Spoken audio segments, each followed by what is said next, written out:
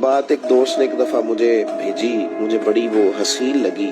اس نے کہا کہ ایک شخص کا انتقال ہو گیا، وہ جب اس کو دفن کرنے لگے جنازہ پڑھ کے تو ایک آدمی نے اس کی چارپائی پکڑ لی۔ اس نے کہا اس نے میرا 45 لاکھ روپیہ دینا ہے، پہلے پیسے دو گے پھر دفن کرنے دو، پیسے دے دو دفن کر دو۔ 3 بیٹے بھی تھے تو جائیداد بھی تھی، سارا کچھ تھا۔ ان 3 بیٹوں سے لوگوں نے کہا کہ تیرے ابے کو وہ دفن نہیں کرنے دے رہا، شور ہے تو، اور وہ بندہ بھی وہ تھا جو بڑا قریبی تھا اس کا، اس کے والد کا پارٹنر تھا، تعلقات تھے، تو اس نے کہا کہ پہلے پیسے دو پھر دفن کرنے دو۔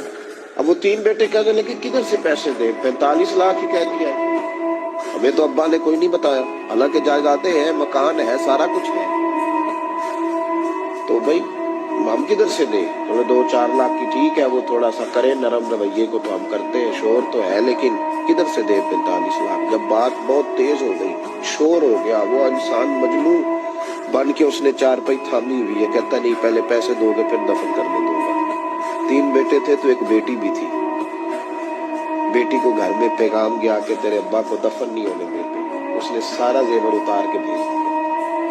اس نے کہا اس چچا سے کہو میرے ابا کے اس دوست سے جس نے قرضہ لینا ہے کہ یہ رکھ لے اور میں تھوڑے تھوڑے کر کے پیسے لوٹا دیتی ہوں، پر میرے باپ کو مرنے کے بعد وہ رسوا نہ کرے، اس کو دفن تو ہونے دے، میں ایک پائی دے دوں گی، میرا وعدہ رہا۔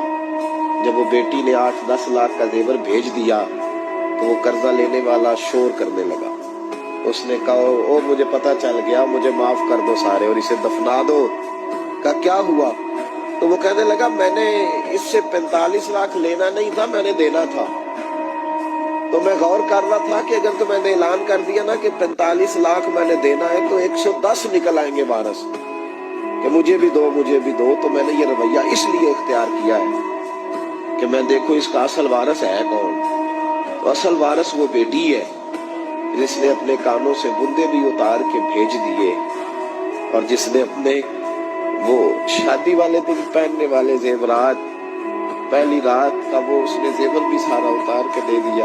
اس نے کہا کہ باپ کا کفن لمبا نہ ہو جائے، تو اصل وارث وہ بچی ہے۔ اس نے کہا اس نے مجھے وصیت کی تھی ہر ایک کو نہ دے دینا، میرے اصل وارث کو دینا، تو مجھے اصل وارث مل گیا ہے، اب میں کسی اور کا نہیں دوں گا، اس بیٹی کو دوں گا جس نے باپ کے لیے قربانی